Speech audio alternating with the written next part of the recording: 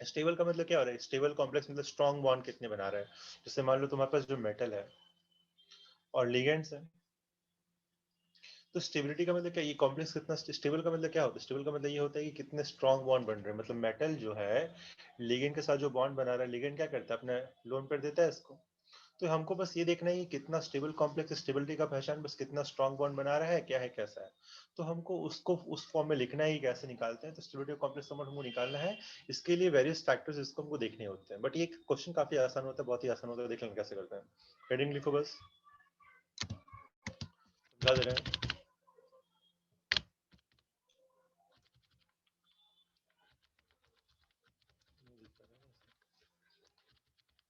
हम लोग पढ़ चुके हैं लेकिन ऐसे नहीं लिख पाए। नहीं, यहाँ पे नहीं है। नोट को हेडिंग नोट को दिखा दे कहाँ पे, ये कहीं और होना चाहिए।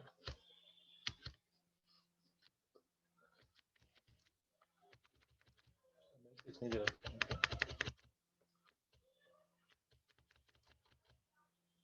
और दे दिया।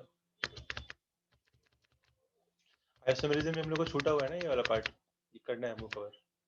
सिर्फ स्टीरियोइसोमेरिज्म करना है हम लोग को, बाकी हम लोग स्ट्रक्चर कर चुके हैं। चलो यहीं से देख लेते हैं। नोट कर लिया है, देखो समझाते क्या है इसमें। मान लो हम लिगेंड, हम एक सेकेंड बी एन एल है ना, ऐसे समझ लो K1 है M plus L, M plus L, ऐसे नहीं करो, ऐसे समझ लो। इसके लिए क्या होता है ना, एक रुको ये दे नहीं रखा है बच्चे को, हम देखते कहीं पे दे रखा है तो उसी को समझाते हैं, लिखना नहीं पड़ेगा, पूरा लिखना पड़ेगा। एक सेकंड दे रखा है क्या, वेट कर लो। ये सब हो चुका है हमारा, पूरा कंप्लीट कर दिया हम लोग। ऑर्गेनोमेटली कंपाउंड करना है स्टेबिलिटी कॉम्प्लेक्स, ये लिख लो, इसी को करवाते बैठ के, यहाँ से समझो, काफी सिंपल है। क्या होता है कि हमारे पास मान लो जो मेटल है, मेटल दे दिया और मेटल में हमको लिगेंड ऐड करना है। तो उसके लिए क्या होगा, मान depending upon number of ligand हमारे क्या बनेंगे, कॉम्प्लेक्स बनेंगे। मान लो एमएल बन के अगर एक ही है तो, फिर अगर मान लो एमएल में एक और लिगेंड ऐड कर दिए, क्या बन जाएगा, ML2। सिमिलरली अगर हम ML2 में एक और लिगेंड ऐड किया, क्या बन जाएगा, ML3। और यही चीज अगर हम देखते जाएंगे तो क्या रहेगा, MLN-1 में अगर हम L ऐड कर देंगे, क्या बन जाएगा, MLN बन जाएगा। क्लियर है, आ रही है आवाज सबको? और यस सर। अगर हम इस चीज को ऐड कर दें, मान लो इसके लिए, अब समझो कोई भी रिएक्शन जब होता है, तुम लोग केमिकल इक्विलिब्रियम पढ़ चुके हो, अगर कोई भी रिएक्शन होता है और रिएक्शन के लिए हम क्या लिखते हैं, उसका इक्विलिब्रियम कांस्टेंट लिखते हैं, और वो क्या बोलते हैं, concentration of product upon concentration of reactant, है ना। और हम क्या बता सकते हैं कि अगर ये K का वैल्यू बहुत बड़ा है, इसका मतलब कौन ज्यादा है, प्रोडक्ट या रिएक्टेंट, प्रोडक्ट। और ये क्या बताता है, प्रोडक्ट सर। प्रोडक्ट, अगर प्रोडक्ट बहुत ज्यादा बनता है, इसका मतलब क्या है, प्रोडक्ट स्टेबल है या अनस्टेबल है, स्टेबल। स्टेबल है। वही बनेगा जो स्टेबल है। अगर तुम यहाँ पे मान लो इस रूम में बर्फ लाके छोड़ दे दो, तो बर्फ अपने आप पिघल जाएगा। क्यों पिघल रहा है, क्योंकि पानी ज्यादा स्टेबल इस रूम में, इसलिए वो पानी बन रहा है। और हमारा रिएक्शन क्या हो जाएगा, रिएक्शन हमारे लिए हो जाएगा आइस, आइस टू वाटर। तो हम क्या बोले, अगर हमारा टेम्परेचर जो है 25 डिग्री सेल्सियस है, उस केस में वाटर ज्यादा बन रहा है, ठीक है, तो मेरा जो के है वो क्या आएगा, प्रोडक्ट अपॉन रिएक्टेंट ज्यादा आएगा। तो हम क्या कह सकते हैं कि जब भी जो चीज स्टेबल होता है, उसका के ज्यादा होता है। और के जो है, के कह लो मतलब उसके इक्विलिब्रियम कांस्टेंट जो आता है, इसको K1 बोल देते हैं। तो K1 का वैल्यू ज्यादा है, मतलब क्या, प्रोडक्ट स्टेबल है। क्लियर है सबको, यहाँ क्या बता रहे हैं। हाँ सर। तो जो इक्विलिब्रियम कांस्टेंट जो तुम पढ़ते हो ना, उसी को एक नया नाम देते हैं, उसको यहाँ पे हम बोलते हैं, के को बोलते हैं स्टेबिलिटी कांस्टेंट। क्या बोलोगे, स्टेबिलिटी कांस्टेंट। यहाँ पे एक नोट कर लो टर्म को। किसी भी कोऑर्डिनेशन कंपाउंड के लिए जब मेटल में लिगेंड हम ऐड करते हैं और हम मेटल लिगेंड कॉम्प्लेक्स बनाते हैं, उसके लिए जो मेरा इक्विलिब्रियम कांस्टेंट होगा K, that is called stability constant. और वो क्या होता है, that is nothing but, K is nothing but what, concentration of product upon concentration of reactants. Note कर लो फटाफट। And greater the value of stability constant, greater will the stability of complex. Note करो फटाफट जल्द से, फिर बताते हैं कैसे करना है।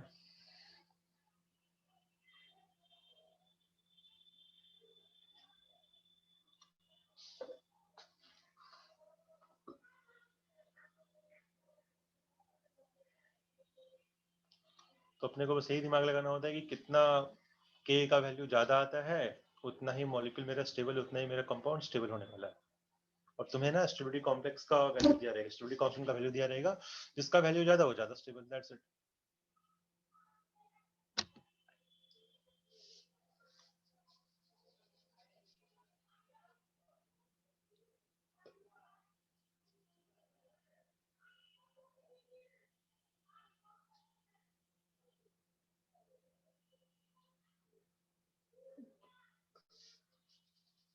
बस इतना लिखो, बाकी हम लिखवा रहे हैं। ये हो गया नोट के क्या होता है, के क्या होता है, क्या लिखे हैं बैठ के? No sir. जल्द से जल्द उसको नोट फिर बताते हैं क्या लिखना है।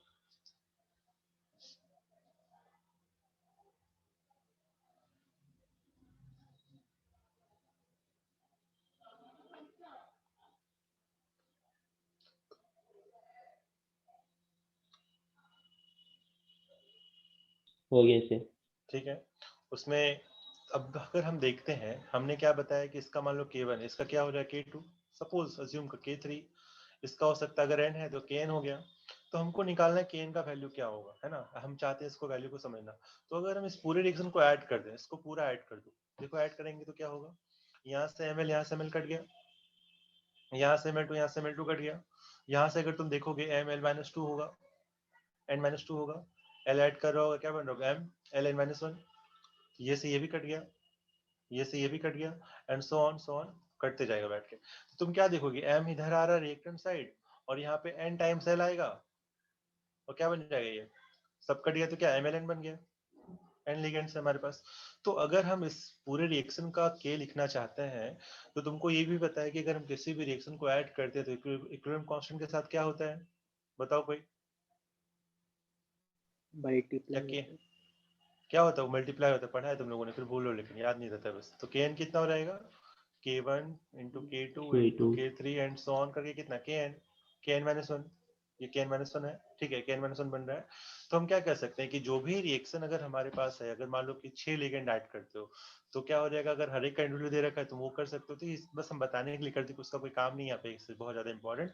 तो उनको बस ये ध्यान रखना है कि किसी भी रिएक्शन के लिए या किसी भी कॉन्स्टेंट कंपाउंड जब हम बनाते हैं, उसके लिए जो मेरा इक्विलिब्रियम कांस्टेंट, जो मेरा स्टेबिलिटी कांस्टेंट रहेगा, उसके ऊपर हमारा वैल्यू, उसके ऊपर हमारा स्टेबिलिटी डिपेंड करता है कि जो कॉम्प्लेक्स है वो कितना स्टेबल होने वाला है। जितना वैल्यू ज्यादा है वो कॉम्प्लेक्स उतना स्टेबल, जितना वैल्यू कम है उतना कम स्टेबल। याद रहेगा ये सबको, नोट कर लो फटाफट, अगर याद है तो इस पॉइंट को नोट कर लो, ये जो दे रखा है F पॉइंट, क्या लिखा हुआ है, the higher the value of stability constant stable with the complex, ये वाला इंपॉर्टेंट है।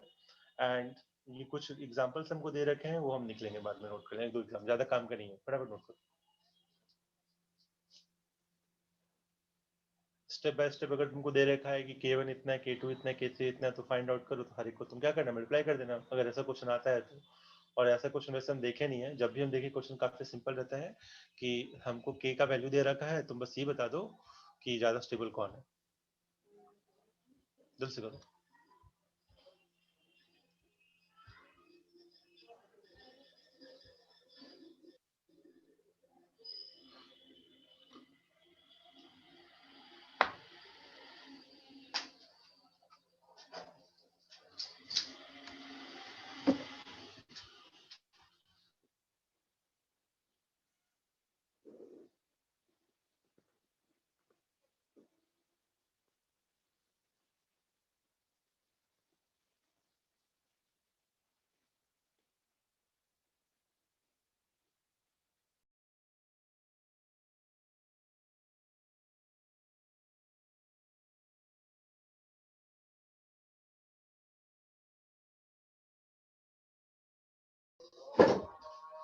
हो गया,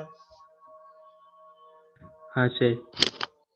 ठीक है। तो कुछ वैल्यूज हमें दे रखे हैं, तुम उसको भी देख लो फटाफट क्या है, और बता सकते हो कि कौन स्टेबल ज्यादा है। तो यहाँ पे देखो क्या दे रखा है, और ये ना वैल्यूज काफी ज्यादा, देखो CuNH3 होल 4 2 प्लस कितना है 4.5 × 10⁻11। तुमको याद किसी को नहीं रखना, बस समझना है। अगर तुमको हम दे दिए एक वैल्यू ये है और एक वैल्यू ये है, तो क्या बोलोगे कौन ज्यादा स्टेबल है, सिंपल से बता दो। AgCN वाला। ये जिस नहीं नहीं, ये 7 है, ये 11 है, बड़ा वैल्यू सी कौन है? अच्छा 7 वाला AgBr वाला। तो AgBr होगा क्या फिर। बोल रहे हो यार, ये 10 का पावर 11 है भाई, और ये 10 10 to का पावर अच्छा 7 है, बड़ा कौन है? CuNH3 होल 4 वाला। हाँ तो बोलो ना, सब खत्म, काम लिख लो एक एग्जांपल, कंपेयर द स्टेबिलिटी। और अगर k को तुम बोलते हो स्टेबिलिटी कांस्टेंट, तो 1/k को क्या बोल देंगे हम? Instability constant. नोट कर दोनों को। तुमको क्वेश्चन में कोई भी दिया सकता है, स्टेबिलिटी और इनस्टेबिलिटी कोई भी निकाल लेना, तो उसके अकॉर्डिंगली तुम बता सकते हो कौन। अगर 1/k मतलब अगर तुमको क्वेश्चन दे रहा है कि इसका इनस्टेबिलिटी कांस्टेंट इतना है, तो तुम उसके ऊपर पूछ सकते हो ज्यादा स्टेबल कौन है। तो कुछ है नहीं, घुमा के बस टांग खींचो और कुछ नहीं है, बना लो खुद से।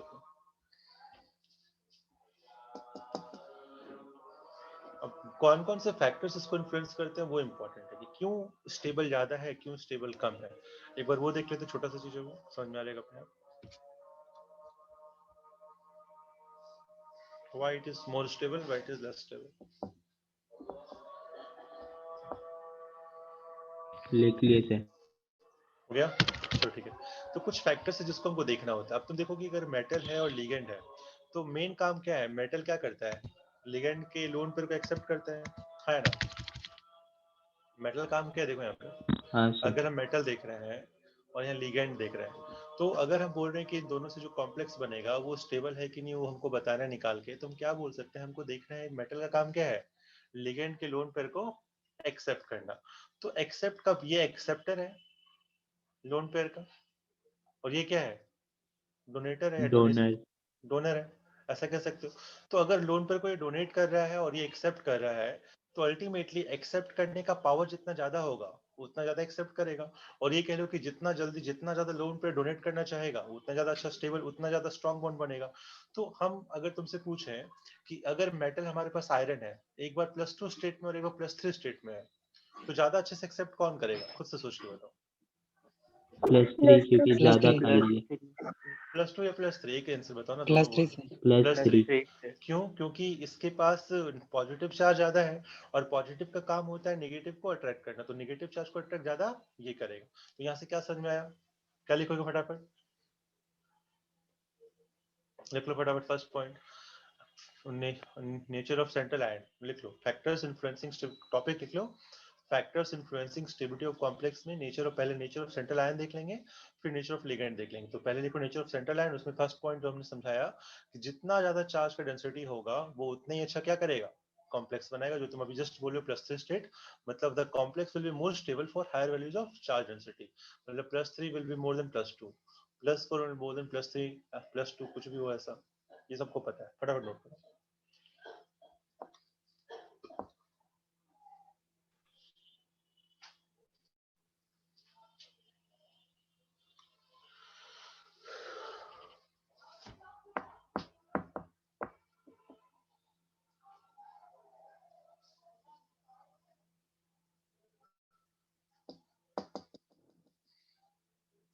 फर्स्ट पॉइंट इसको देखा जाए तो ये फर्स्ट नहीं है, थर्ड बोल रहा है specifically. Higher the oxygen state of metal more stable is the compound. ये भी सही बात है, मतलब जितना स्टेट, और इनफैक्ट यही चीज तो वो भी कह रहा है, तुम जितना बढ़ाओगे स्टेट उसका चार्ज डेंसिटी बढ़ते जाएगा। चार्ज डेंसिटी क्या होता है? चार्ज अपॉन एरिया, या फिर रेडियस बोल दो। तो अगर तुम +3 कर दियो तो रेडियस घटा है कि बढ़ा है?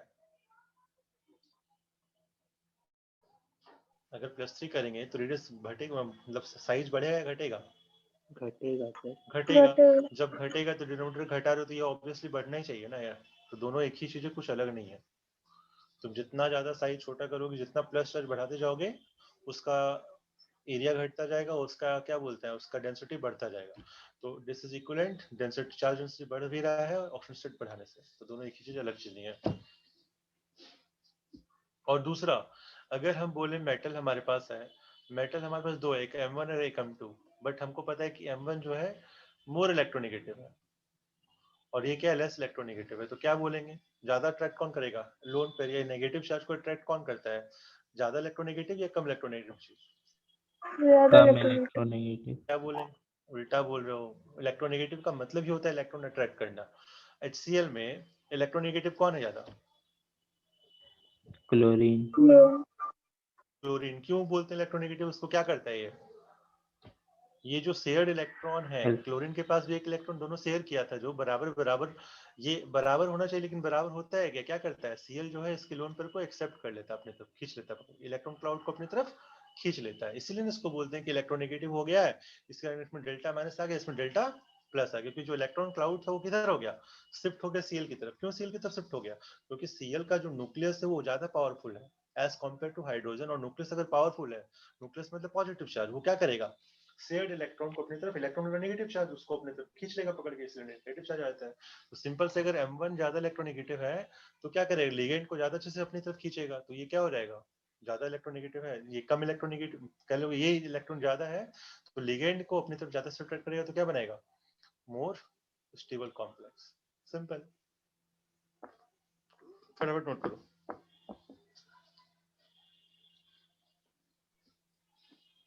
सर Fe+2 और Fe+3 में Fe+3 ज्यादा इलेक्ट्रोनेगेटिव है। इलेक्ट्रोनेगेटिव नहीं कह सकते, यहाँ पे अगर डिफरेंट आइटम है तब बोल रहे हैं हम, जैसे मान लो अगर आयरन पकड़ लो और कोबाल्ट पकड़ लो और दोनों का मान लो +2 स्टेट है, तब देखना है। एक ही आइटम में नहीं बोल रहे हैं, दूसरे से आइटम में।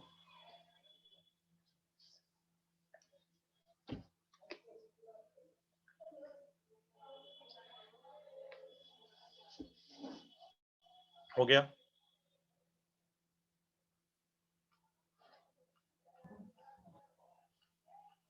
सर तीनों पॉइंट्स लिखना है। क्या लिखो जब तक बैठ कर, तीनों पॉइंट मत लिखो, कोई एक तो ये दोनों लिख लो ना, कम से कम बात बराबर ही है, ये और ये सेम ही है।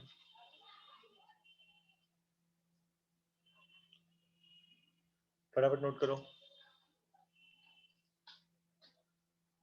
सब लोग नोट्स कम से कम सही बनाना, जितने लोग हैं, ओम, आयुष, और जहां डाउट हो तुरंत पूछो। हो गया नोट नलिनी?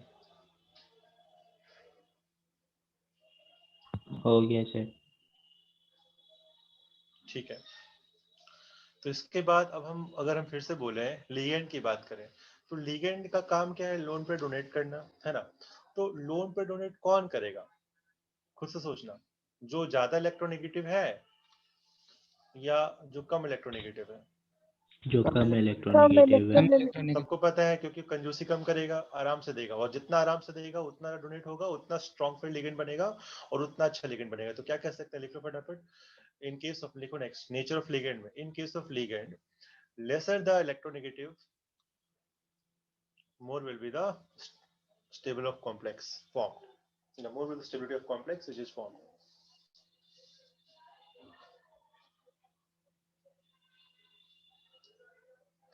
सर एक और बार बोलिए ना। लिखो ऐसा, in case of ligands,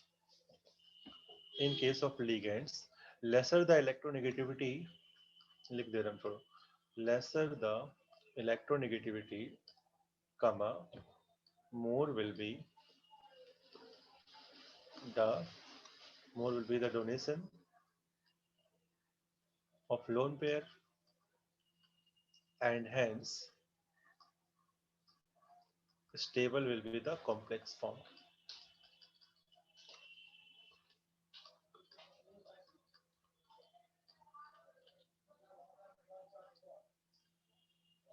जितना ज्यादा अच्छे से डोनेट करेगा उतना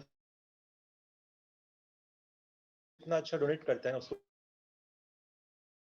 कॉल्ड मोर बेसिक। तो जो कितना कम इलेक्ट्रोनेगेटिव उतना ही क्या कहलाएगा, मोर लुइस बेस। बेस पढ़ा है ना, लुइस बेस पढ़ा दिए हम। लुइस बेस उसको बोलते हैं जो डोनेट करता है। जो डोनेट करता है, जो जितना डोनेट ज्यादा करेगा उतना अच्छा लुइस बेस कहलाएगा। तो डोनेट ज्यादा कौन करे, जो इलेक्ट्रोनेगेटिव कम है, तो क्या बोलेंगे, they are better Lewis base, they are better Lewis base. For example,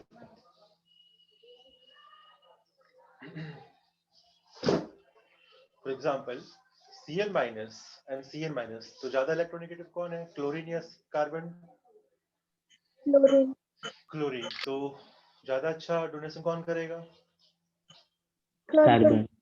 carbon. तो क्या बोलेंगे, कार्बन के साथ जो कॉम्प्लेक्स बनेगा, मान लो अगर हमारे पास बन रहा है FeCl6+2 और एक बन रहा है FeCN6+2, ज्यादा स्टेबल कौन आएगा, खत्म काम, नोट करो फटाफट। तो ये कहने की बात नहीं, सबको पता है। में तो सब सिर्फ ऑक्सीडेशन नंबर से क्वेश्चन आता है ना, इसमें रिडॉक्स रिएक्शन हाँ मतलब ऐसा नहीं ऑक्सीडेशन से आता है, लेकिन मैक्सिमम उसी तरह क्वेश्चंस होता है, रिएक्शन से होते हैं, टाइट्रेशन होता है, फिर सर मतलब ऐसा सा होता है ना कि कोई रिएक्शन दे देगा, बोलेगा कि ये डिस्प्लेसमेंट है, डिस्पोर्शन है, वही सबसे आता है ना सर? इतना आसान भी नहीं रहता है, तुम्हारा बैलेंसिंग करने के लिए भी आता है, टाइट्रेशन वाले क्वेश्चंस आते हैं कि कितने मोल्स इसकी चाहिए ताकि इसका इक्विवेलेंट पॉइंट आ जाए, पढ़ा देंगे हम। वैसे बेसिक रिडॉक्स यही होता है, डिस्प्रोपोर्शनेशन क्या है, कॉम्प्रोपोर्शनेशन क्या है, कौन रिड्यूसिंग एजेंट है, कौन ऑक्सीडाइजिंग एजेंट है, बैलेंस करना बोर्ड वगैरह में, बट कर लोगे आराम। रिडॉक्स में कुछ ज्यादा नहीं होता है, बस देख लो रिएक्शन कैसे है, क्या बन रहा है, और मोल कॉन्सेप्ट लगा दो, मोल कॉन्सेप्ट तुमने पढ़ा है अच्छे से तो आंसर तुम्हारा आ जाएगा।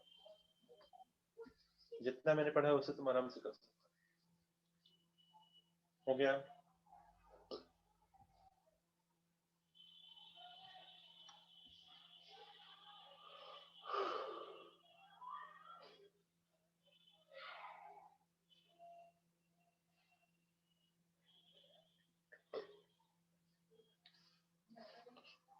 नोट कर लिए, हाँ है ना? Yes sir. ठीक है, तो यहाँ से देखो एग्जाम्पल चाहो देख भी सकते हो। ये देखो कोबाल्ट +2 स्टेट में और कोबाल्ट +3 स्टेट में, तो कौन ज्यादा होना चाहिए स्टेबल? +3 स्टेट। देखो दिख रहा है, ये 10 का पावर 33 और ये कितना 10 का पावर 6 ही है। समझ में आ रहा है? और दूसरा एक और नोट कर लो, अगर हमारे पास लिगेंड जो दे रखा है, लिगेंड अगर चिलेटिंग है, जैसे EDTA टाइप का आ गया, तो हम बता चुके तुमको बहुत बार कि EDTA जो है चिलेटिंग होता है, या फिर जिसमें भी 2 या 2 से ज्यादा हो, ऑक्सलेट हो, ग्लाइसिनेट हो, PHE हो, तो ये सब क्या है, सब क्या कर सकते हैं, रिंग बना सकते हैं, चिलेट बना सकते हैं। अगर चिलेट बनाएंगे तो स्टेबिलिटी अपने आप क्या होता है, बढ़ जाता है, ज्यादा हो जाता क्योंकि है। सरफेस एरिया घट जाता है, स्फेरिकल शेप आ जाता है। तो ये ध्यान रखना है कि अगर हमारा चिलेट बन रहा है, चिलेटिंग लिगेंड है, मोर स्टेबल होगा। फटाफट नोट करो, नोट लो, यहाँ पे लिखा चिलेटिंग नोट करो।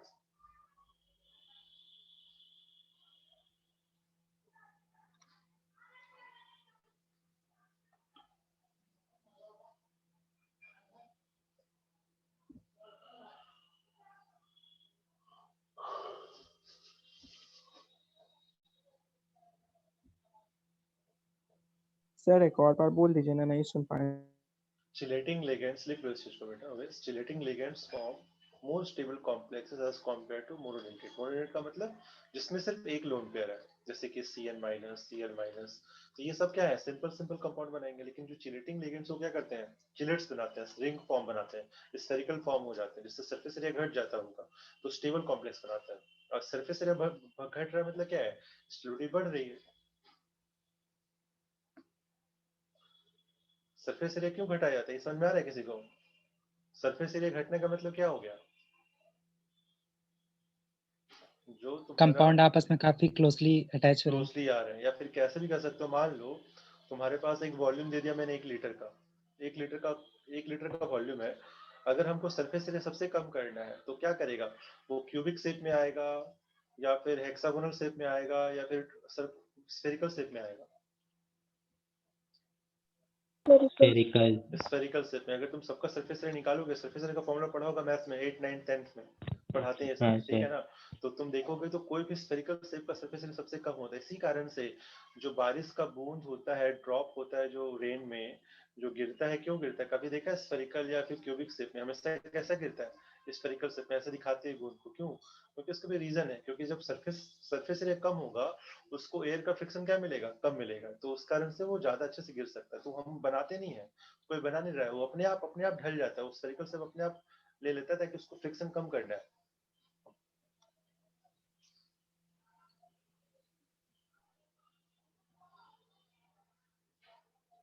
हो गया? हाँ सर। उसके बाद हेडिंग को चेंज करो, ऑर्गेनोमेट्रिक कंपाउंड्स। ऑर्गेनोमेटेलिक कंपाउंड्स, तो ऑर्गेनोमेटेलिक कंपाउंड्स कह सकते हो कि छोटा सा टॉपिक है, लेकिन काफी इंपॉर्टेंट टॉपिक है। क्या हो गया जी इसको, तो नाम ही इसमें दो चीजें, रुक जाओ कुछ और ही खुल गया लग रहा है। ठीक है, लिख लो उसको, ऐसा लिखो, डेफिनेशन चाहो तो लिख लो उसका कि दोज कंपाउंड्स, लिखवा रहे हैं, those compounds which are formed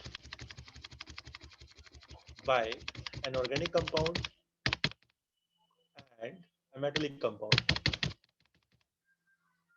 Those compounds which are formed by an organic compound as well as a metallic compound. Metallic मतलब कोई metal, कोबाल्ट, निकल, कुछ भी आ जाए. Organic का मतलब क्या होता है? उसका मतलब होता है compound कोवैलेंट containing. कंपाउंड्स. नहीं, ऑर्गेनिक का मतलब होता है compounds containing carbon and hydrogen. वो भी लिख लो. एक कार्बन हाइड्रोजन होना चाहिए और एक मेटेलिक होना चाहिए. मतलब कोई मेटल लाइक कोई भी आयरन, कोबाल्ट, निकल, कुछ भी एक्सेट्रा. और यहाँ पे कार्बन हाइड्रोजन कोई भी कॉम्प्लेक्स, जैसे कि CH3, C2H5Cl, कुछ भी, बेंजीन, कुछ भी, ग्लूकोज, जहां भी ये आ गया उसको बोलेंगे ऑर्गेनिक कंपाउंड. इन दोनों से मिला के जो कंपाउंड बनेगा उसको क्या बोलेंगे हम? Oregano metallic. बोलो. नेटवर्क खराब होने से अपने आप डिस्कनेक्ट हो जाता है. हाँ, ये भी होता है कभी कभी. हम रिकॉर्ड पे लगा दिए हैं, ऐसे कोई दिक्कत नहीं है. और कोई बहुत बड़ा टॉपिक, इंपॉर्टेंट टॉपिक नहीं सुनोगे थोड़ा तो भी चलेगा. ऑर्गेनोमेटलिक कंपाउंड मतलब सिंपल से क्या है, जिसमें क्या हो, ऑर्गेनिक कंपाउंड हो और दूसरा क्या हो, मेटालिक कंपाउंड. बस इतना ध्यान. तो अब ये जो है ना, समझो क्या है, अब होता क्या है, काम का क्या चीज समझना है हमको. इसके टोटल 3 टाइप्स होते हैं. 3 तरह का मतलब क्या है, जैसे मान लो कि तुम्हारा ऑर्गेनिक कंपाउंड हो गया CH3 और मान लो मेटालिक कंपाउंड हो गया आयरन. तो इसके बीच ना बॉन्ड कैसा बन रहा है उस पर डिपेंड करता है. मान लो ये बॉन्ड अगर हमारा आयनिक है, ठीक है, आयनिक है, या फिर कह लो कि ये सिग्मा बॉन्ड बना रहा है और सिग्मा है, एक ही बॉन्ड बना रहा है, तो उसको बोलेंगे सिग्मा बॉन्डेड ऑर्गेनोमेटलिक कंपाउंड. ठीक है. फिर अगर मान लो दूसरी बार अगर यहाँ पे पाई बॉन्ड भी है, सिग्मा के साथ क्या है, एक और डबल बॉन्ड भी आ रहा है, पाई बॉन्डेड भी है, तो उसको क्या बोलेंगे, पाई bonded organometallic compound. Organometallic compound note करो फटाफट. और तीसरा क्या होता है, सिग्मा पाई, दोनों रहता है, सिग्मा पाई बॉन्डेड, दोनों दोनों है, सिग्मा भी है, पाई दिखाते हैं. पहले इसको नोट करो. 3. हाँ बोलो. ऑर्गेनिक कंपाउंड्स में तो ऑक्सीजन भी रहता है ना.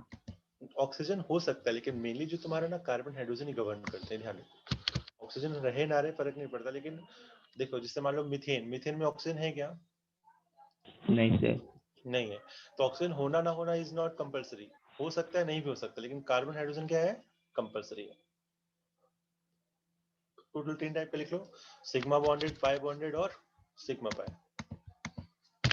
दोनों आता है, सिग्मा एंड पाई. पहला सिग्मा बॉन्डेड, दूसरा पाई बॉन्डेड, तीसरा सिग्मा पाई बॉन्डेड.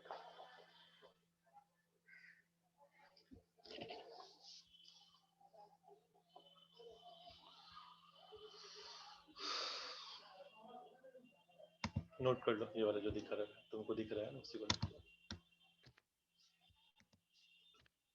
पहला सिग्मा बॉन्डेड का डेफिनेशन चाहो तो लिख लो.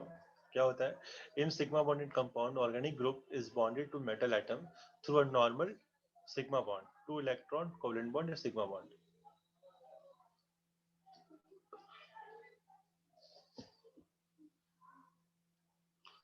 और ये सारे एग्जांपल तुमने देखे ऑलरेडी. जैसे कि अगर तुम देखोगे तो ग्रिग्नार्ड रीजन जो काफी इंपॉर्टेंट होता है, RMgX, X मतलब ClBr, कुछ RMgCl. जैसे कि एग्जांपल क्या हो जाएगा, CH3MgCl. अगर हम यहाँ पे देखेंगे तो Mg में कितना +2 स्टेट होता है, तो CH3 में कितना होगा, -1. Cl में भी कितना होगा, -1. तो क्या बोलेंगे, इन -1. दोनों के बीच जो बॉन्ड बनेगा वो बिल्कुल कैसा होगा, आयनिक बॉन्ड होगा, सिग्मा बॉन्ड होगा, एक सिंगल बॉन्ड बनेगा. कैसा, CH3 single bond Mg single bond Cl. यहाँ पे +2 स्टेट है, यहाँ पे -1 है या -1 है, +2 स्टेट, -1. तो यहाँ पे जो बॉन्ड है सब क्या है, सिग्मा है, इसलिए क्या बोलेंगे इसको हम, सिग्मा बॉन्डेड ऑर्गेनोमेटलिक कंपाउंड. फटाफट. और ये जितने भी एग्जांपल, तुमको एग्जांपल्स इसमें याद रखने, क्योंकि जो क्वेश्चन तुम्हारे पूछे जाते हैं ना, बहुत ही आसान होते हैं. बस तुमसे ही बोल दिया कि ये जो एग्जांपल दे रखा है, बताओ किस तरह कंपाउंड है, सिग्मा बॉन्डेड है, पाई बॉन्डेड है, सिग्मा पाई दोनों है. सारे एग्जांपल्स तुम नोट करोगे अच्छे से, सारे एग्जांपल्स. और कुछ ऐसा है नहीं, सब पता है कैसा है क्या है.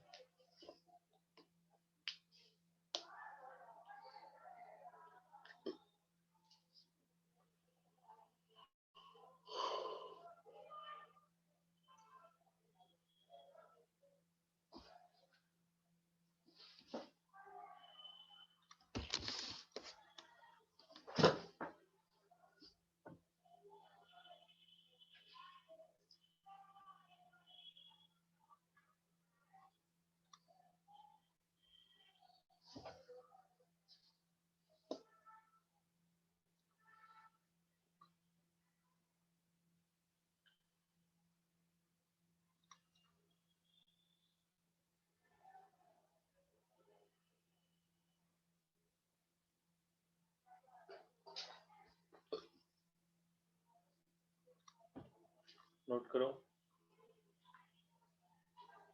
शेष लेफ्ट हैंड साइड और राइट हैंड साइड में क्यों लिखा हुआ है, मतलब एक एक करके? हाँ एक एक करके लिखा और कुछ नहीं, इधर इधर स्पेस लगा है, कोई रिलेशन नहीं है left hand side right hand side.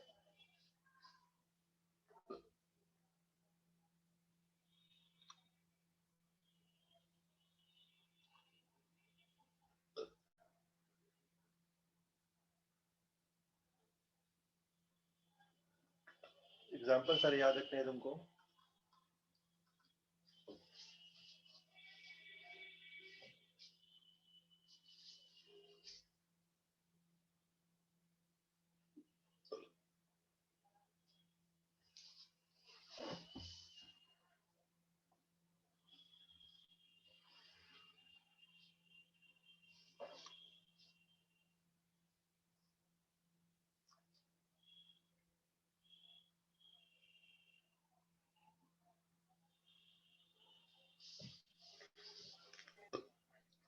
हुआ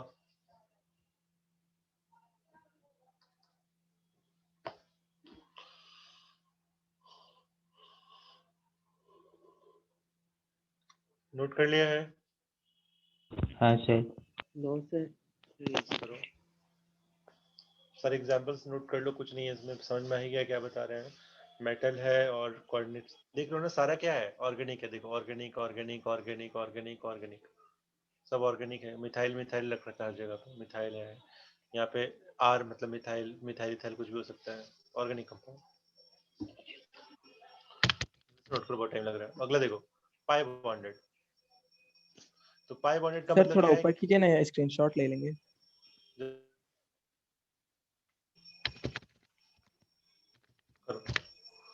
नेक्स्ट लिखो पाई बॉन्डेड। पाई बॉन्डेड और लिखो, जल्दी से लिखो क्या हो रहा है इसमें। क्या होता है कि हमारे पास जो मेटल है और जो लिगेंड है, लिगेंड में भी क्या है, अगेन लोन पे डोनेट करना है, लेकिन इस बार क्या होगा पाई बॉन्डिंग, मतलब सिर्फ पाई बॉन्डेड रहेगा। दिखाते कैसे होता है इसका स्ट्रक्चर। इसके तुमको नाम भी लिखने को कि ना, इसके डायरेक्टली नाम आ जाते हैं। पहले बता दे रहे हैं जैस सॉल्ट आया हुआ एग्जाम में, फेरोसिन आया हुआ एग्जाम में, तो ये सब ना डायरेक्टली उठ के आ जाएगा कि बताओ इसमें किस तरह का बॉन्डिंग होता है। ऑप्शन में तुमको टिक करना है सिग्मा की पाई कि सिग्मा पाई, और टिक करके निकल जाओ, कुछ नहीं करना है। उसका स्ट्रक्चर तुमको हम थोड़ा दिखा दे रहे कैसा होता है, वो देख लो पहले। रुक जाओ, यहाँ से पढ़ो इस चीज को, सिग्मा पाई वाला इसमें होगा दिया हुआ, देख लेते हैं। लिखो इसको, नोट करो। ये है अपना जैस सॉल्ट। जैस सॉल्ट का एग्जांपल ये दे रखा है, देखो यहाँ पे, ये दिस इज जैस सॉल्ट, इसको नोट करो। के बाहर है, पोटेशियम बाहर है अपना, फिर क्या प्लेटिनम है, प्लेटिनम का Cl3 तो है ही है, लेकिन हमारे पास क्या है C2H4 के साथ बना। C2H4 क्या हो गया, इथीन। इसके साथ जो मेरा बॉन्ड है कैसा है, पाई बॉन्ड है। देखो स्ट्रक्चर दिखा रहे कैसा, प्लेटिनम बीच में आ गया, 3 Cl इधर लगा, और एक जो बॉन्ड है कैसा है इसके साथ जो दिख रहा है, देखो इथीन कैसा होता है, इथीन होता है CH2 CH2 double bond CH2। इसका जो पाई बॉन्ड है ना, वो कर रहा है कौन, वो कर रहा है इसके साथ लीक, ये इसके साथ बॉन्डिंग कर रहा है प्लेटिनम के साथ। दिख रहा है सबको यहाँ पे, देखो ध्यान से दिखा रहे हैं। इसका पाई बॉन्ड यहाँ पे प्लेटिनम को दे रहा है, पाई बॉन्ड के थ्रू दे रहा है। तो this is the structure of जैस सॉल्ट।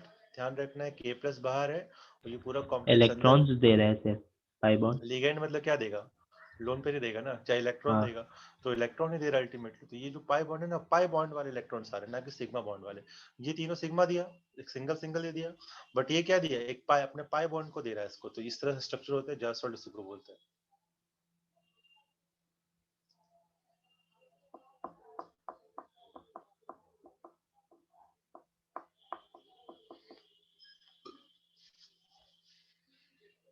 अगर तुम और डिटेल में देखना चाहो तो यहाँ भी दिखा रहे हैं, देखो पाई बॉन्ड है, ये पाई बॉन्ड मेटल के पास आ रहा है। बट इतना डिटेल में तुम समझो, छोड़ दो उसको, बढ़ाएंगे तो आधे घंटे से निकल जाएगा मेरा।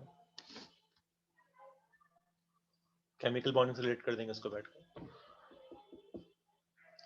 स्ट्रक्चर बस याद रख लो, और नाम तो याद रखना ही रखना है, और कुछ नहीं। ईटा का मतलब क्या होता है, देखो ईटा दिख रहा है, इसको ईटा बोलते हैं, ईटा एन जो है ना ऐसा, इसको क्या बोलते हैं, ईटा।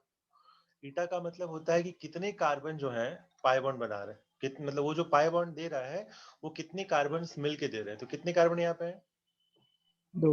दो। दो। तो इसको लिखेंगे ईटा 2। समझ में आया कैसे बता रहे हैं।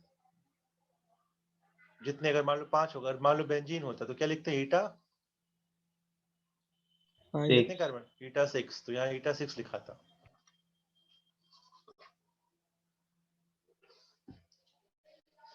ये नोमेनक्लेचर के फॉर्म में लिखा जाता है, उस समय ही बताया था, ईटा 2 म्यू, पढ़े हो थोड़ा बहुत, नोट हो जाए तो बता देना भाई, बैठे मत रहना। एक बार देख लो, याद रख लेना है, उसको अपने डाल देना। जैस सॉल्ट मतलब प्लेटिनम का कंपाउंड है, PtCl3 ईटा 3H4।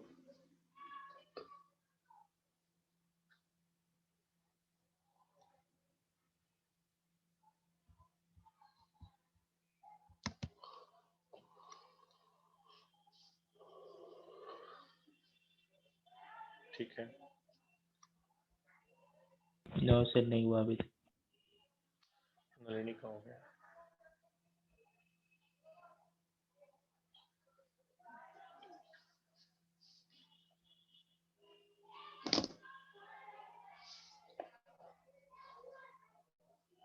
हो गया सर। सबको हो गया। Yes. हाँ सर. उसके बाद लिखो फेरोसिन। तो फेरोसिन भी एक दूसरा इंपॉर्टेंट कंपाउंड है इसी का। उसका फॉर्मूला होता है FeC5H5 होल ट्वाइस। तो यहाँ पे क्या होता है ना, सैंडविच टाइप का फॉर्म, मतलब तुम्हारे पास ऊपर भी है 5 कार्बन का रिंग, नीचे भी 5 कार्बन का रिंग, बीच में आयरन +2 स्टेट में रहता है, जिसके ऊपर ये भी दे रहा है, ये भी दे रहा है, मतलब समझ लो सैंडविच टाइप का, बीच में आयरन पड़ा हुआ है। और यहाँ पे भी देखो कैसा है, कितने कार्बन है, 1 2 3 4 5, तो क्या बोलेंगे, ईटा 5। ये फेरोसिन का एग्जांपल है। फिर सिमिलरली क्रोमियम का आता है। क्रोमियम का कोई स्पेशल नाम नहीं, उसका प्रॉपर नाम ही लिखना पड़ जाएगा तुमको। क्या लिखते हैं वो लिख लेंगे, बैठ के देख लेंगे। इसका इवेनॉल स्ट्रक्चर क्रोमियम में क्या होता है, बेंजीन देता है, 6 है, तो इसमें ईटा 6 आ जाएगा। क्रोमियम डाइबेंजीन बोलते हैं उसको, क्रोमियम डाइबेंजीन।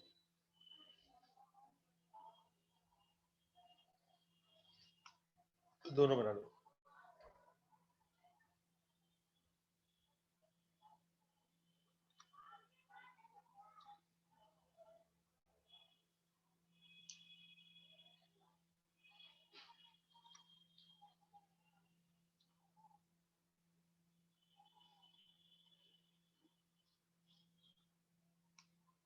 ये सब ना मेडिसिन में यूज, फेरोसिन, ये क्रोमियम डाइबेंजीन, सब मेडिसिन का कॉन्सेप्ट है, बैक्टीरियल, मतलब बैक्टीरियल वगैरह में यूज करते हैं इसको, एंटीबायोटिक्स वगैरह में।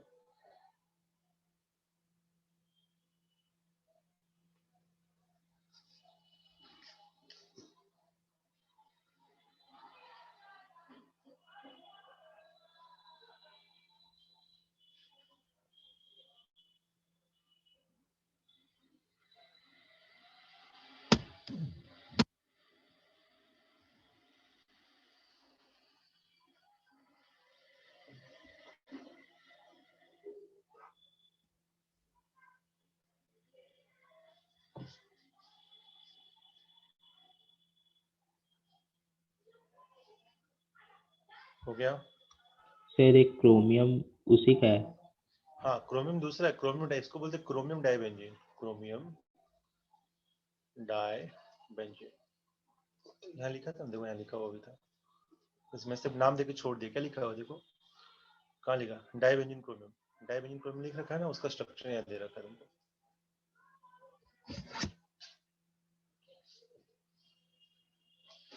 जब सॉल्ट को यूज करते हैं कैंसर सेल्स में, मेडिसिन में सब यूज होते हैं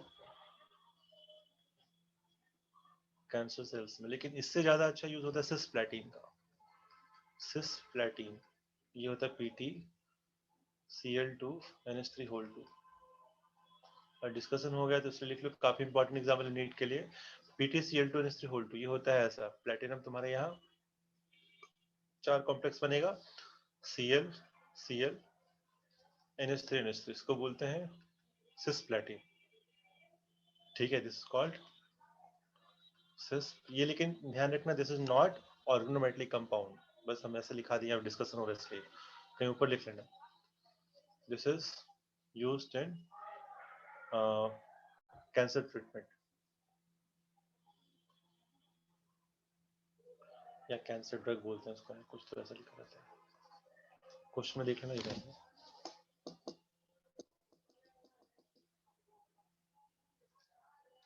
हो गया नोट।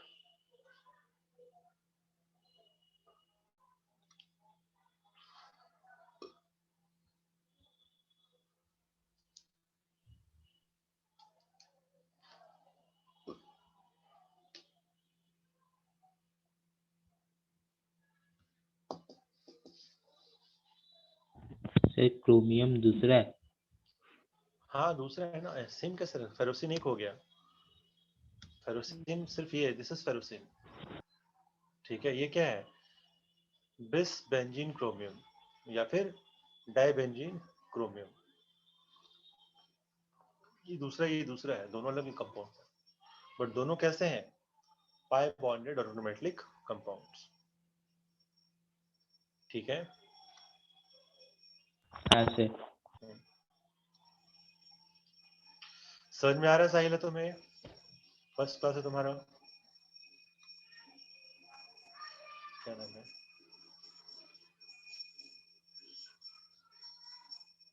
शालिनी, सॉरी, समझ में आ रहा है, शालिनी आ रही समझ में, बताओ फटाफट माइक ऑन करके, कहाँ है भी कि बस लगे कि छोड़ दिया, ठीक है चलो, बाकी लोग तो क्लियर है ना, समझ में आ रहा है, आगे बढ़े। हाँ हाँ सर। सर। ठीक है, कुछ है नहीं इसमें, ध्यान रखना। नेक्स्ट सर ये देखो अब हमारे, PTCl क्या एग्जांपल था? कौन सा, PTCl2 NH3 ये सिस्प्लैटिन, ये एक कंपाउंड है, अलग कंपाउंड है, ये तुम्हारे लिए यहाँ पे नहीं है, बस हम इसको करवा दिए ताकि मेडिसिन का बात करें तो यहाँ पे कर दिए, ध्यान रखना, लिख लो कहीं नोट्स में डाल दो, हम पढ़ाएंगे ना एप्लीकेशन या यूजर्स में पढ़ाएंगे तो वहाँ फिर से दिखा देंगे, बस लिख लो यहाँ पे आके, डिस्कशन तो करा दिए हम बैठ कर, ठीक है।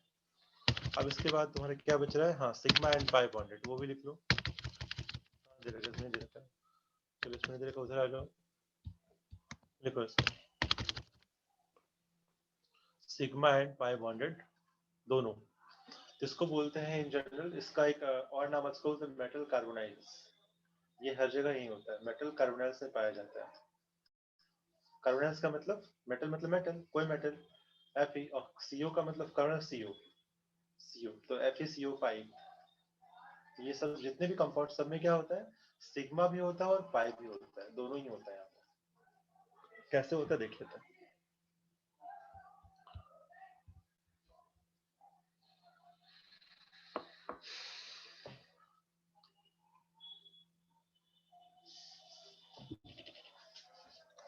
तो जितने भी हमारे पास मेटल कार्बोनाइल्स हैं, सबके सब क्या होते हैं, sigma and pi bonded organometallic compound, ध्यान रखना, सारे एग्जांपल्स नोट कर लो, NiCO4, FeCO5, CrCO6, MoCO6, सारे, FeCO12, अब एक बार एग्जाम में क्या आया था, ऐसा आ रखा था, Fe दे रखा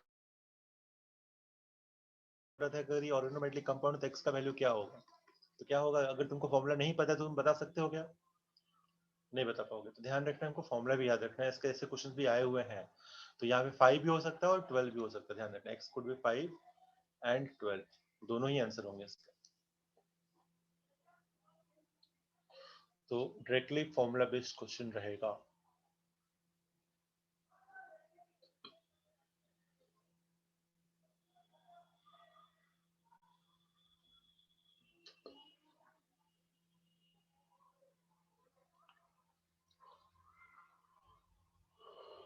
सारा एग्जांपल्स लिख लेना है सर। सारे एग्जांपल्स नोट कर लो, बता देंगे कैसे बॉन्ड बनता है, थोड़ी देर में समझा देते हैं, 2 मिनट, जल्दी से नोट करो, बहुत स्लो करते हो, जल्दी से नोट करो।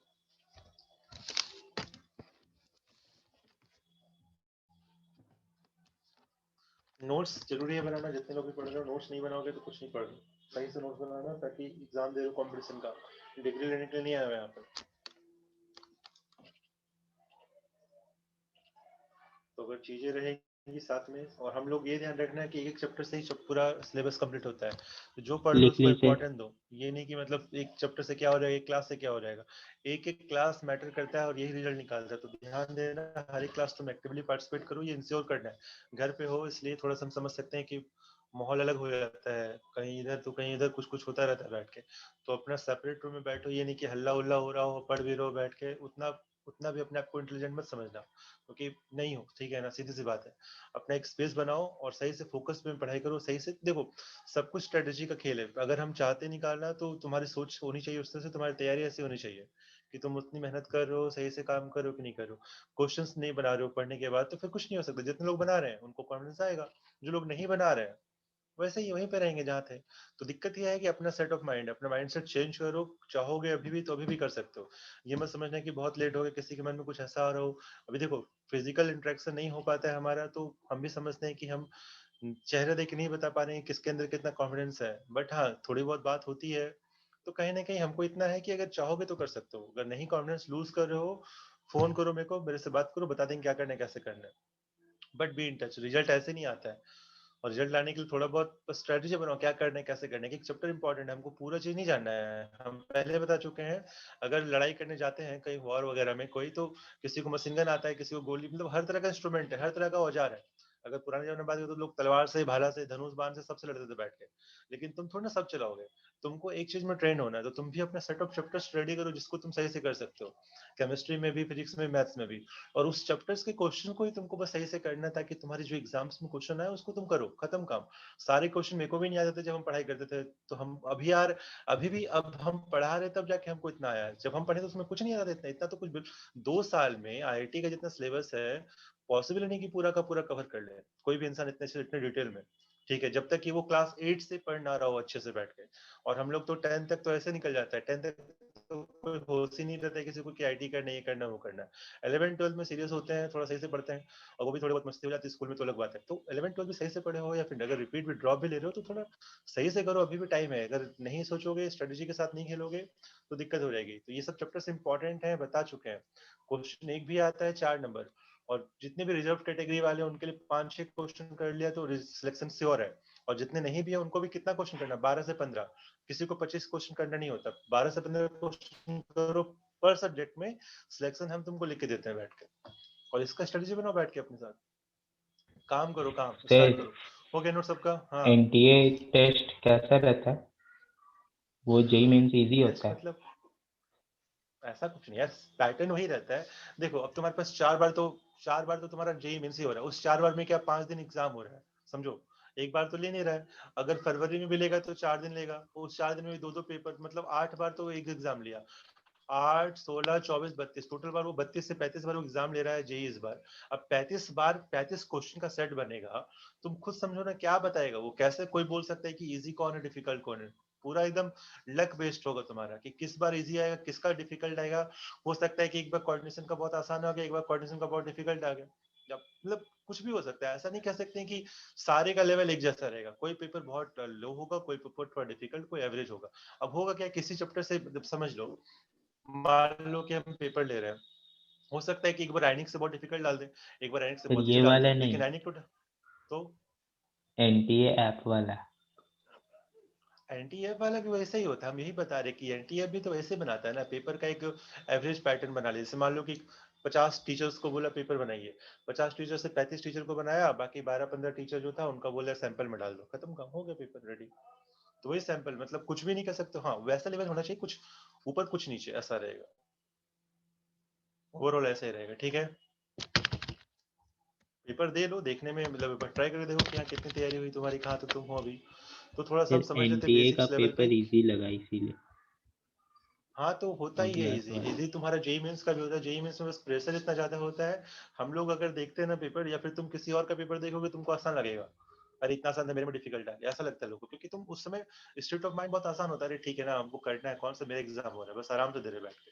तो वो चीजों में ना लोग प्रेशर में आ जाते हैं। बाकी कोई भी क्वेश्चन का पेपर 25 में से 15 क्वेश्चन तो आसान रहता ही। आसान मतलब कि एवरेज जो तुम कर सकते हो, अगर तुमने पढ़ाई की अच्छे से, तो तुम आराम से 15 क्वेश्चन बना सकते हो। 10 क्वेश्चन में से देखो, 5-6 क्वेश्चन तो ऐसा रहता है जो तुम नहीं बना सकते हो। रियली बता रहे, 5-6 क्वेश्चन नहीं बना सकते हो, क्योंकि तुमने इतना पढ़ाई नहीं किया, इतना डिटेल में सही से स्टडी नहीं किया है। तो 5-6 छोड़ दो, 20 तो क्वेश्चन होते हैं जो करने लायक हो। इसमें से 10 क्वेश्चन काफी आसान होते हैं, जिसको थोड़ा बहुत भी अच्छे से पता है, अगर वो सही से पढ़ा है, कॉन्सेप्ट क्लियर है ना, तो 10 तो ऐसे ही कर देगा। बाकी जो 10 क्वेश्चन है वो मॉडरेट लेवल होते हैं, जिसपे तुमको करने के लिए दिमाग चाहिए होता है, थोड़ा सा पेशेंस और प्रैक्टिस चाहिए।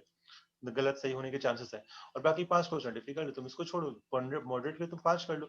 तुम छोड़ो ना, तुम सिर्फ बेसिक 10 कर लो, ढूंढ ढूंढ के कि हाँ ये बेसिक क्वेश्चन है हर चैप्टर के, हम 10 तो कम से कम 30 क्वेश्चन अगर कर लेते हो और 10 क्वेश्चन सब मिला के मॉडरेट लेवल में फिजिक्स केमिस्ट्री मैथ कर लेते हो, 40 क्वेश्चन तुमको एनआईटी जमशेदपुर मिल जाएगा यहीं पे, अगर तुम यहीं की तैयारी कर रहे हो बैठ के, तो क्योंकि स्टेट कोटा तुम्हारा है। हर एक जनरल की बात कर रहे हैं।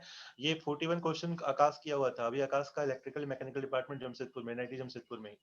तो हर एक का स्ट्रेटेजी देखे हैं, हर एक का हम वो देखे हैं, क्योंकि देखो अभी तक जेई मेंस का क्या क्राइटेरिया है, कैसे वो करता है, किसी को क्लियर नहीं है। तो हम क्या कर रहे हैं ना, हम अपने स्टूडेंट से ही देख रहे हैं कि तुम कितना ट्राई किए, तुम कितना बनाए, उसी के एनालिसिस पे हम अपना बना रहे हैं कि हाँ इतने करने से इतना मिल जा रहा है। अब क्योंकि हर पेपर का अलग अलग आ रहा है, तो थोड़ा सा अपना स्ट्रेटेजी हम दिखा के रहे कि तुम इतना ही करो, ज्यादा मत करो। 40 to 45 ये बेस्ट है। हम ये जनरल के लिए बता रहे हैं, जनरल कैटेगरी के लिए बता रहे हैं। इतना अगर करोगे तो मोर देन सफिशिएंट है। तुम इससे ज्यादा टारगेट ही मत करने के हमको करना है। कितने में से? 75 में से 45 बहुत नहीं है, किया जा सकता है अगर सही से रिवीजन करोगे तो। ठीक है, अब इधर आ जाओ। FeCO5 की अगर हम बात करते हैं तो आयरन तुम्हारा हो गया मेटल और CO तुम्हारा हो गया लिगेंड। अब तुमको पता है कि CO के पास क्या है, लोन पेयर है जिसको देना है इसको। तो अगर ये CO दे रहा है तो ये लिगेंड, अगर ये लिगेंड लोन पेयर देती है, इससे कौन सा बॉन्ड बनेगा? एक ही बॉन्ड है, कोवैलेंट कोवलेंट। एक पहला बॉन्ड तो होगा, चलो कैसा, पहला बॉन्ड को क्या बोलते हैं, सिग्मा या पाई? सिग्मा। सिग्मा पहला क्या हो गया? सिग्मा। सबको समझ में आ रहा है? अब अगर हम पूछें कि पाई बॉन्ड कहाँ बन रहा है तो कैसे बताओगे? सी Any और ओ idea? के बीच में। अरे तो CO के बीच में पाई बॉन्ड, उससे हमको क्या मतलब, हमको तो मेटल के बीच चाहिए ना। हम क्या बोल रहे हैं, मेटल एंड लिगेंड के बीच हमारे पास सिग्मा और पाई दोनों होना चाहिए। एक सिग्मा, दूसरा पाई। तो यहाँ पे पाई कहाँ दिख रहा है? किसी को दिख रहा है पाई? No sir.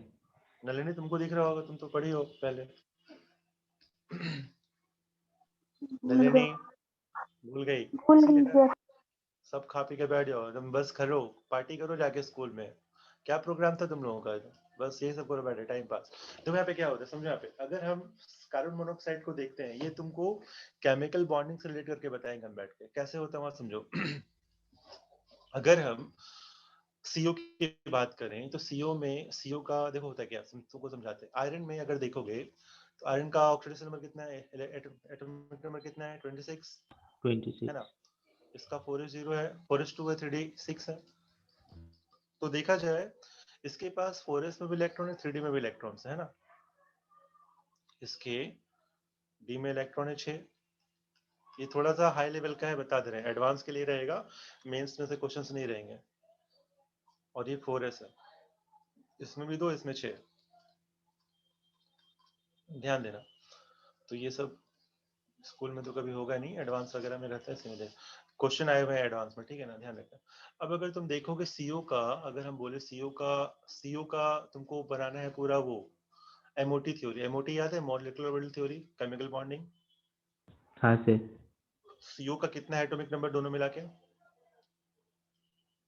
14। 14। कैसे बनेगा बताओ, नीचे क्या आएगा, सिग्मा 1s। सिग्मा और 1 उधर भी सिस्टम, होगा। Sigma 2s, sigma 2s system. चलो बढ़ो आगे। उसके बाद क्या है, सिग्मा 2 स्टार के बाद क्या आएगा बताओ? पाई 2 14 px।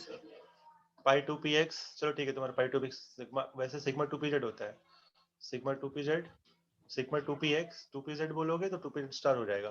फिर आएगा पाई 2px equal to pi 2py, फिर pi star 2px equal to pi star 2py, और फिर क्या आएगा, सिग्मा स्टार 2pz। सिग्मा यही स्टार होता है। 2pz।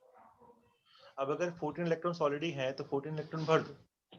कहाँ कहाँ भरेंगे, 2 2 4 2 6 2 8 2 10 11 12 13 14, 14 भर गए। अब हमारे पास खाली कौन है, पाई स्टार दिख 2 रहा है px, खाली है। Pi star 2 px। पाई स्टार 2px, पाई स्टार पूरा वैकेंट है तुम्हारा, है ना। यस हाँ सर। सर। हाँ सर। हाँ तो क्या होगा कि जो आयरन के इलेक्ट्रॉन्स है ना, ये वाले डी इलेक्ट्रॉन्स, ऐसे इलेक्ट्रॉन्स, वो क्या करते हैं ना, वो इसके एम्प्टी ऑर्बिटल में, ये जो empty orbital, these are empty orbitals,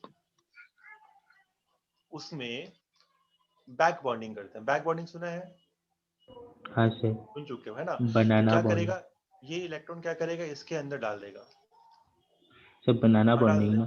banana bonding नहीं बोलते उसको, बैक बॉन्डिंग। वो तो बनाना अलग बॉन्डिंग है हो गया, इलेक्ट्रॉन जब कम हो तब।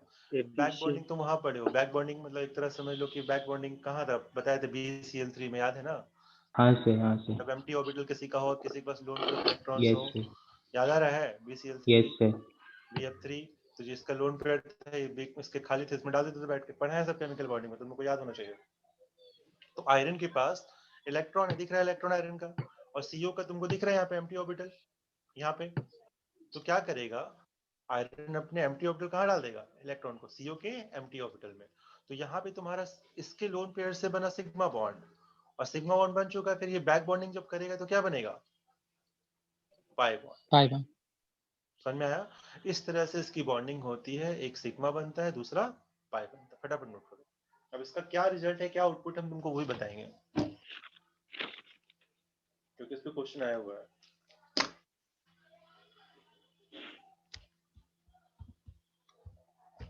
नोट करो फटाफट। ठीक है।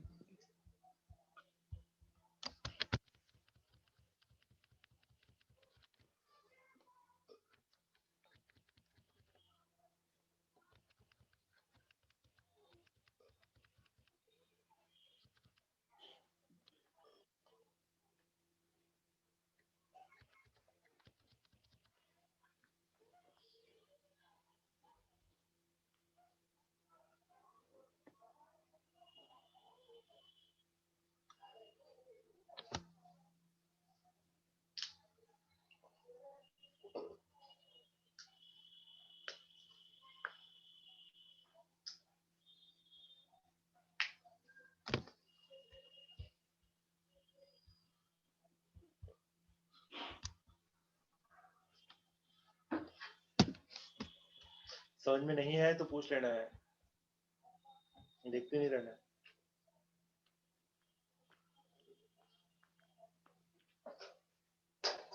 वैसे हम एक बार और समझाएंगे, इंपॉर्टेंट टॉपिक है तो ध्यान देना है।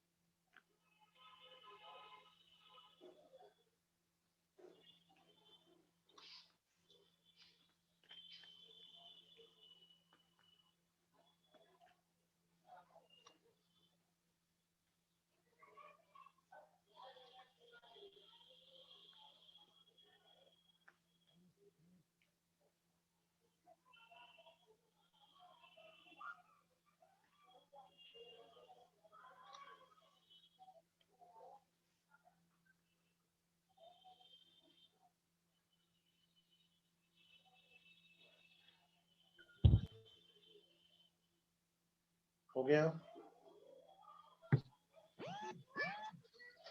1 मिनट सर। हाँ बोलिए, अभी क्लास में बात मत कर, कुछ बोल रहे हैं। बोलिए बोलिए फटाफट। क्यों?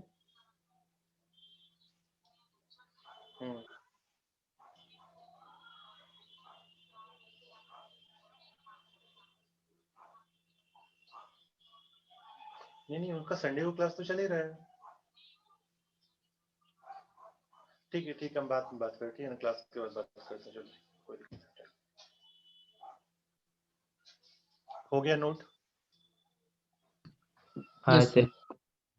ठीक है, देखो यहाँ पे ध्यान से सर। क्या बता रहे हैं। हाँ बोलो शुभम। सर ये जो बैक बॉन्डिंग है थोड़ा सा एक बार बता दीजिएगा सर, आयरन कैसे बैक बता रहे बॉन्डिंग पूरा में बता रहे हैं कैसे करते हैं। सुनो, हम क्या बता रहे हैं कि अगर बैक बॉन्डिंग के लिए क्या चाहिए होता है हम लोग को? दो चीज, एक के पास इलेक्ट्रॉन होना चाहिए, दूसरे के पास एम्प्टी ऑर्बिटल, है ना?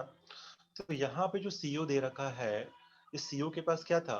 देखो CO के पास हमने डिटेल में दिखा है, कैसे एम्प्टी ऑर्बिटल दिख रहा है सबको? तो इसके यस पास क्या सर। है? एम्प्टी ऑर्बिटल, है ना? एम्प्टी ऑर्बिटल है, और इसके पास क्या इलेक्ट्रॉन है? एक्स्ट्रा इलेक्ट्रॉन्स है। ये इलेक्ट्रॉन दिख रहे हैं तुमको। तो जब भी इलेक्ट्रॉन्स हैं और सामने वाले के पास एम्प्टी ऑर्बिटल हो, क्या करेगा? बैक बॉन्डिंग कर देगा। This is back bonding. अब समझो यहाँ पे बैक बॉन्डिंग जब हुआ, कहाँ चला गया इलेक्ट्रॉन? कहाँ गया? इसके एंटी ऑर्बिटल में। ये सब क्या है? ऑर्बिटल कैसा है? याद होगा क्या इसको क्या बोलते हैं? एंटी, याद है? Anti orbital. याद आ रहा है नाम? Yes sir. इसको बोलते, ये अगर अगर स्टार लग गया तो एंटी हो जाता है, याद है ना? स्टार लग गया तो एंटी ऑर्बिटल है। तो एंटी ऑर्बिटल में अगर अगर मान लो इस पूरे सीओ का हमको बॉन्ड ऑर्डर निकालना है, तो क्या होगा प्रीतम? फॉर्मूला क्या कहता है?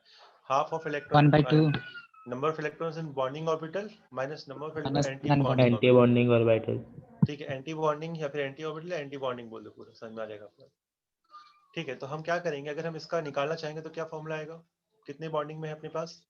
2 2 4 2 6 8 2 8 2 10 ना 10 8 नहीं 10 है ना? सुबह फिर से देखो, 2 2 4 2 6 2 8 2 10, ये भी तो बॉन्डिंग है। कहाँ स्टार लगा हुआ है इसमें? और यस सर। एंटी बॉन्डिंग में कितना है? अभी एंटी बॉन्डिंग में कितना है? चार। कितना? 4 4। 1 2 2 4, कितना आ गया? 6 3 3 3। अब समझो कि अगर मान लो इलेक्ट्रॉन, सुनो ध्यान से, अगर मान लो इलेक्ट्रॉन यहाँ से आयरन से जा रहा है सीओ के एंटी बॉन्डिंग में, यहाँ पे अगर इलेक्ट्रॉन आता है, तो इलेक्ट्रॉन अगर आएगा तो एंटी बॉन्डिंग इलेक्ट्रॉन बढ़ेगा। हाँ, अच्छा।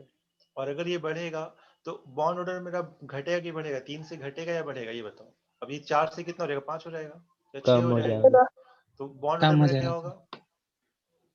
कम हो जाएगा। समझ में आ रहा है सबको? हाँ सर। ये हाँ या ना फिर से बताओ अच्छे से। अगर हम बैक बॉन्डिंग करेंगे तो मेरा बॉन्ड ऑर्डर सीओ का घट रहा है, सबको समझ में आ रहा है ये चीज? Yes sir. हाँ यहाँ सर। लिखेंगे इस चीज को, क्या लिखेंगे? ड्यू टू, लिखो फटाफट, back bonding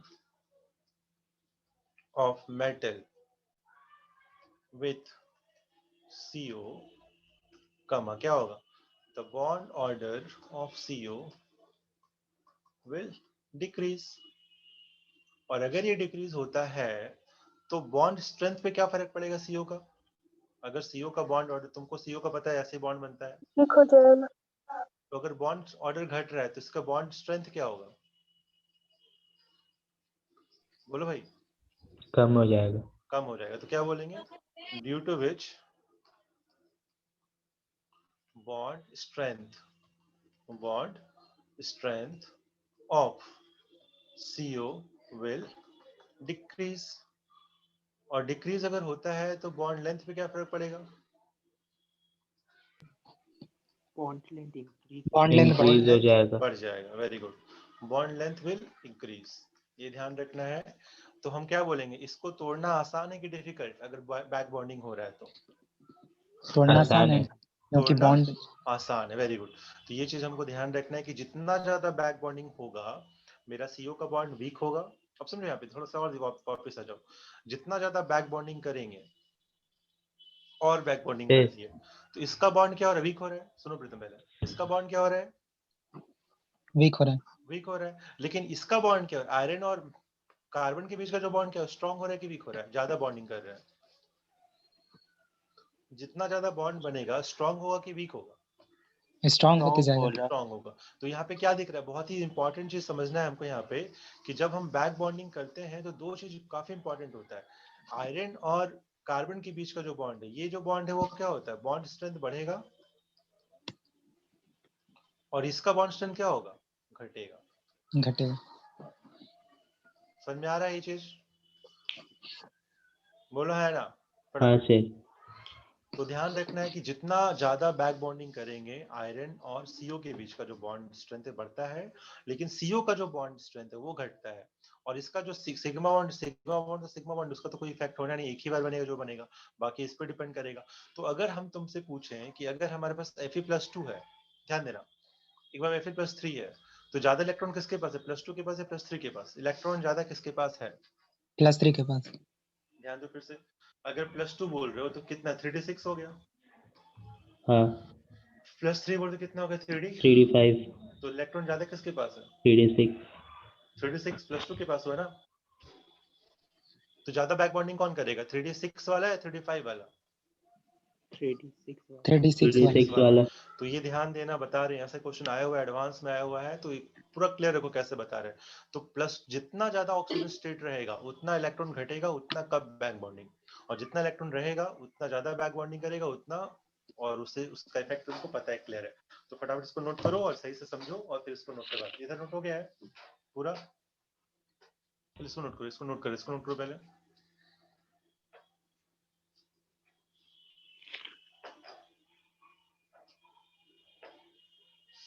Due to back bonding, लिख दिए अच्छे से, the metal with CO and the bond order of CO will decrease, due to which bond strength of CO will decrease and bond length will increase. But यहीं पे लिख देंगे, but bond strength between metal and ligand CO, metal को iron था यहाँ पे ligand क्या था, CO, will increase. तो ध्यान रखना, बीच का जो बॉन्ड है वो स्ट्रॉन्गर होगा, लेकिन सीओ का बॉन्ड क्या हो जाएगा, वीकर होता चला जाएगा।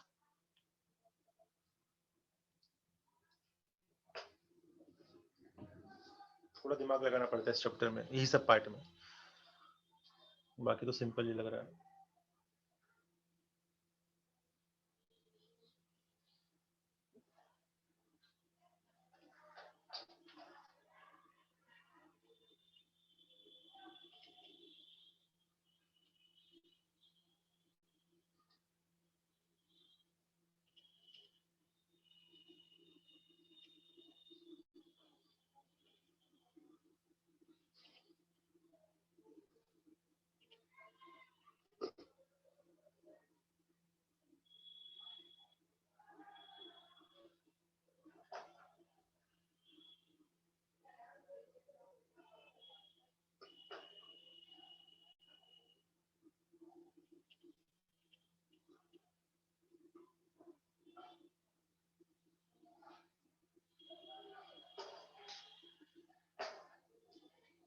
हो गया नोट?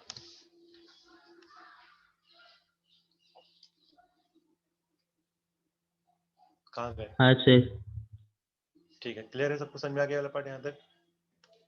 Yes sir. चलो इतने रखो आज के लिए, समझ लो अच्छे से बैठ के, क्वेश्चन देख लें कैसे आते हैं, क्या आते हैं, क्लियर करके अच्छे समझ लेना बैठ के। ठीक है, अगली क्लास में तुमको थोड़ा सा और क्लियर कर देंगे चाहे तो। देखो यहाँ पे दे भी रखा, अगर तुम अपने बुकलेट को खोलोगे देखोगे थोड़ा ढंग से तो दिख जाएगा तुमको यहाँ पे कैसे हो रहा है। मेटल है, ये सीओ है, तो यहाँ तो सिग्मा बॉन्ड बना, बाकी इसके जो इलेक्ट्रॉन है वो क्या कर रहे हैं इसके, देखो एंटी स्टार दिख रहा है, एंटी बॉन्डिंग दिख रहा है, पाई स्टार, हाँ सर। सब लोग। तो उसमें अपने इलेक्ट्रॉन दे तो उससे क्या हो रहा है, एंटी बॉन्डिंग, मतलब यहाँ बैक बॉन्डिंग हो रहा है, जिससे क्या होगा, सब कुछ देगा। देखो यहाँ पे दे रखा है 10 order of CO bond strength. अब तुमको सीओ का किसका पूछ रहा है, इस सीओ का बॉन्ड स्ट्रेंथ तुमसे पूछ रहा है, बताओ क्या होगा जब हमारे अलग अलग केस दे रखे हैं। तुम यहाँ से ऐसे क्वेश्चन दिए जाते हैं, तो तुमको देखना है कि मैग्नीज के पास कितने इलेक्ट्रॉन है, जितने इलेक्ट्रॉन होंगे उतना बैक बॉन्डिंग करेगा, जितना बैक बॉन्डिंग करेगा उतना बॉन्ड ऑर्डर क्या होगा, इसका घटेगा, और जितना बॉन्ड ऑर्डर घटेगा उसका बॉन्ड स्ट्रेंथ क्या होगा, घटेगा। समझ में आया कैसे बता रहे हैं प्रीतम? क्या हो, कहाँ हो, आ रही समझ में क्या बोल रहे हैं? कहाँ गए सब? Shubham, yes sir. Rahul, yes sir. Clear हो रहा है क्या बता रहे हैं? क्या बोले और एक बार कैसे हुआ बताइए ना। हाँ तो सर। फिर से बता रहे, मैग्नीज दे रखा है +1 स्टेट में, क्रोमियम दे रखा है 0 स्टेट में, तो यहाँ पे तुमसे बोलेगा कि compare the strength of CO bond, इस सीओ का बॉन्ड लेंथ बताओ ज्यादा है कम है, या सीओ का बॉन्ड स्ट्रेंथ बताओ ज्यादा है कम है। तो क्या करना है तुमको, क्या देखना है तुमको, देखना है कि जो मेटल दे रखा है उस मेटल में कितना इलेक्ट्रॉन है। क्या देखोगे, number of electrons number in of metal. Electrons, जितने इलेक्ट्रॉन्स ज्यादा होंगे बैक बॉन्डिंग क्या होगा, उतना ज्यादा होगा। ज्यादा होगा, बैक बॉन्डिंग ज्यादा होगा तो इसका बॉन्ड ऑर्डर क्या होगा सीओ का, उतना कम ही घटेगा। सीओ का बॉन्ड ऑर्डर घटेगा। कम बॉन्ड ऑर्डर घट गया तो बॉन्ड स्ट्रेंथ सीओ क्या होगा, कम घटेगा होगा। बढ़ेगा, कम होगा। क्या कम बोलेंगे, होगा। So bond strength of CO will also decrease and bond length bond क्या होगा लेंथ सीओ का, इंक्रीज हो जाएगा। तो ऐसे क्वेश्चन में तुमको थोड़ा सा ना दिमाग लगाना पड़ेगा, सही से सॉल्व करना पड़ेगा, तभी क्लियर होगा। क्लियर है? सर हम लोग हमेशा सीओ का निकाल के ही मेटल और कार्बन के बारे में सीओ का बता ही सकते निकालना हैं। होता है, सीओ का इसमें क्वेश्चन पूछा था, जब भी पूछे जाएंगे तो ऐसे क्वेश्चन पूछे जाएंगे, बाकी तो बहुत सिंपल रहेगा कि फॉर्मूला बता दो क्या है फॉर्मूला, बस इतना ही रहेगा। ठीक है, ध्यान देना, हाँ बता सर। दिया। ऐसे क्वेश्चन रहेंगे, एडवांस में दे रखे हैं, अगर चाहो तो प्रीवियस क्वेश्चंस करो जेई एडवांस के, जेई मेंस के नहीं, एडवांस से करना, उसमें तुमको दिखेगा ये सब कुछ, तो ट्राई कर सकते हो, बैठ के खत्म है। अब एक लास्ट पार्ट अभी भी छूट गया आइसोमेरिज्म वाला, उसको खत्म कर देंगे फिर आगे बढ़ेंगे। तो अब छोटे छोटे पार्ट कंप्लीट, इसके बाद कौन सा चैप्टर स्टार्ट करना है? सरफेस केमिस्ट्री है, मेटलर्जी क्या स्टार्ट कर देता हूँ? ऑर्गेनिक तो अभी नहीं करेंगे, एक सॉल्ट स्टडी बचा, वो पढ़ना है क्या? ये ऑलरेडी सर- स्टेट कर लेते सर। हाँ सर, सरफेस केमिस्ट्री Solid करना है। मेटलर्जी अपने से कर सकते हैं सर। चलो ठीक है, हाँ, सॉल्ट सर। स्टेट कर लेते हैं, ठीक है ना? अगले क्लास में सॉल्ट स्टेट, चल क्लियर रखो अभी इतने के लिए। 5:30 में स्टार्ट करते हैं क्लास, तब तक तुम लोग चाहो तो नोट्स करो, क्वेश्चन बनाओ, तो लेट्स स्टार्ट देख लेते हैं काम भी ऑफिस का, ठीक है ना? आ गया, सर रिकॉर्डिंग भेज दीजिएगा। ठीक है, thank you sir. Okay. Thank you sir.